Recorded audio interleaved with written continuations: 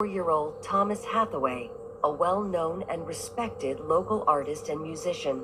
He was very intelligent, compassionate, and I feel he had a lot of patience and he cared about people. He wanted everybody to be treated equally. Thomas hardly seemed like the kind of man anyone would want to kill. Was it possible he'd been the victim of a home invasion robbery gone wrong? Or had the motive been more personal? To find out, police began the painstaking task of sifting through the burned rubble of the house, looking for clues. The fire did an extensive amount of damage and really destroyed a lot of the physical evidence that may have aided police in this case. After police had surveyed the area, they really hadn't found much except for the victim.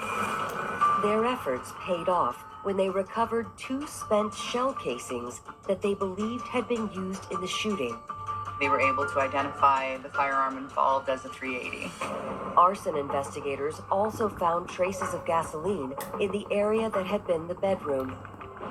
It looked like whoever committed the murder had crept into the house and shot Thomas Hathaway while he slept, then burned the house down in an attempt to destroy the evidence.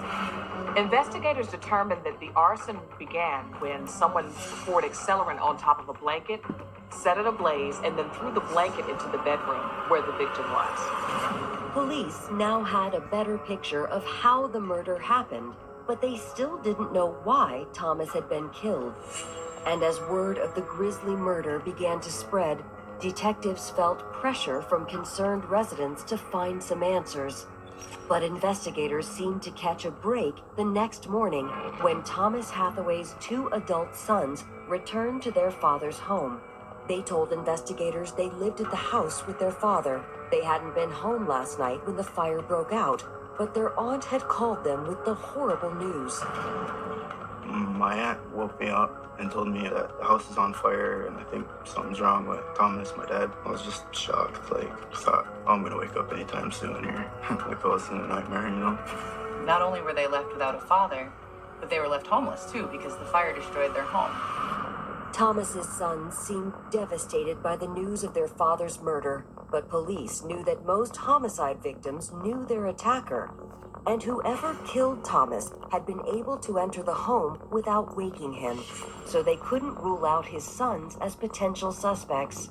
The night before the fire happened, I was sleeping at my mom and her boyfriend's house.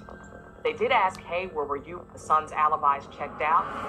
Thomas's sons said they didn't know who could have wanted to kill their father, but then they revealed something startling. This hadn't been the first time Thomas was a victim of arson. A few years before the house burned, his trailer caught on fire, and we weren't really sure how that happened. Yeah, it appears to be the case that he was targeted twice by an arsonist. Authorities had never found any leads in the first arson case. Thomas's sons told detectives that their father had eventually chalked it up to a random act of vandalism.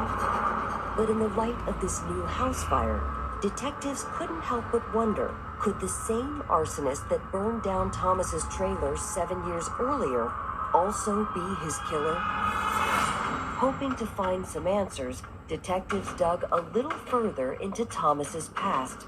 They ran a background check on Thomas Hathaway, and they were able to determine that he had the record. Investigators discovered that 13 years before he was killed, Thomas Hathaway had been convicted of a shocking crime. When investigators had begun to look into Thomas Hathaway's history, they found something pretty ugly. Thomas Hathaway actually had been convicted for sexual assault. According to the police report, Thomas's victims had been 2 young girls who lived in his neighborhood. I think it's pretty hideous that a grown man could ever sexually harass or sexually molest any young child. I mean, these girls were 4 years old. He did serve time for that and was documented as a sexual offender. But Thomas's crimes were more than just surprising. They also gave investigators their first clue as to why someone might have wanted to see him dead. Police couldn't help but wonder, did Thomas Hathaway's dark secret finally come back to haunt him? Coming up, more secrets are revealed when a surprise witness steps forward. She'd been living with all this grief that she just could not continue to carry anymore.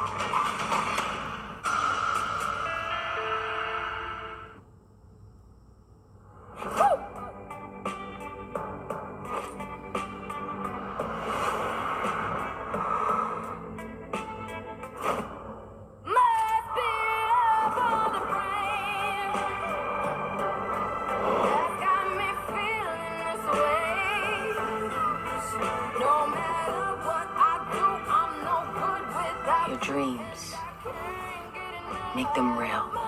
J'adore Dior. I'm putting together a party for Frank Moulton, the Black Godfather. I'm thinking Black Vegas. Groovy, baby. I don't think you got any idea who you're stealing from.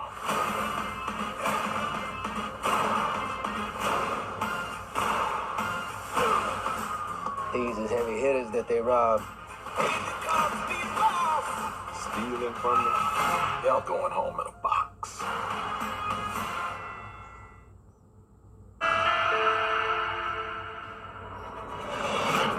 By the summer of 2008, the budding romance between Amber Dufault and Dickie Oakes had given them both a second chance at happiness. After years of struggling to overcome the pain and suffering of her past, Amber knew she'd finally found a man she could trust.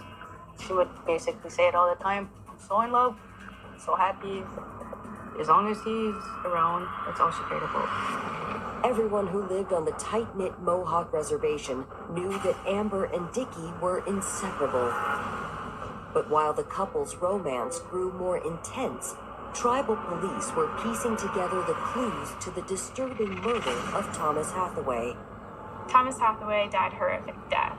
He was shot in the head, and then his killer lit his house on fire, destroying everything. The fire had destroyed any evidence that might lead to the killer. It was only when investigators dug into Thomas's past that they got their first lead in the case. They were looking at his background to see, whether people would have a motive to kill him. And he did have a somewhat extensive criminal background. Thomas had been convicted of sexually assaulting two young sisters who lived near him at the time. Investigators realized that both victims would now be in their 20s, and a quick search of public records showed that they still lived on the reservation. Their names were Ashley and Amber Dufault. Amber and Ashley had admitted that Thomas Hathaway had sexually assaulted them from the ages of 4 to 11 years old. But did the sisters have anything to do with murder? And if so, why had they waited so long to get their revenge? Police tracked down the twins, who agreed to come in for an interview. Amber and Ashley explained to detectives that Thomas had been a friend of their mother's who molested them since they were children. For years, they'd had to live with the horrible secret. Life got harder because it just felt like it was crashing down. Because Thomas Hathaway, he was a friend of the family. Our whole outlook on life changed because of betrayals. When the girls were 11, their mother found out about the abuse. As a result, Thomas had finally been arrested and wound up serving 6 years in prison. But once Thomas was released, the sisters, then teenagers, had little choice but to live in the same small town as their former abuser. And they told police the experience had been horrific. You're still going to run into the person at the grocery store. You're going to see them in your day-to-day life. It's just part of living in a small town. Amber and Ashley said they had eventually learned to live with Thomas Hathaway in their midst. And while the effects of his abuse still lingered, the sisters insisted they had both moved on. I had to do it for myself because there's so much anger and so much resentment. I just want to move on, right? But investigators weren't so sure. Had the twins really been able to put the emotionally scarring experience behind them? Or with the horror of having to face their abuser every day, had Amber and Ashley finally taken matters into their own hands? Amber and Ashley insisted that they'd never considered taking revenge on Thomas. Amber told officers that she was actually partying that night with her boyfriend at the time, Richard Dickie Oakes, her sister, and a mutual friend, And after a night of drinking, the twins claimed they were in no shape to drive home, much less commit murder. There was a lot of drinking. They were very, very much intoxicated. When investigators checked out their alibis with Dickie, he confirmed Amber and Ashley's story. And with no other suspects, the case seemed to grind to a halt. Over the next several weeks, investigators fielded dozens of calls from local residents with all kinds of wild theories about who might have killed Thomas. But none of the tips turned out to be more than gossip and speculation. Investigators ultimately followed hundreds of leads and hundreds of tips, trying to find out who killed Tommy Hathaway, and they all resulted in a dead end. Until 2 months later, when detectives heard that there were new rumors circulating about the mysterious fire that destroyed Thomas's trailer back in 2001. According to some, it hadn't been a random act of vandalism, but the act of an angry teenage girl. Ashley, at 17 years old, had gone and burned down his trailer. If the rumors were true, that meant Ashley had been lying to police about taking revenge on her abuser. But was she lying to distance herself from a rash decision she'd made as a teenager 7 years ago? Or to cover up her motive for the recent murder? Before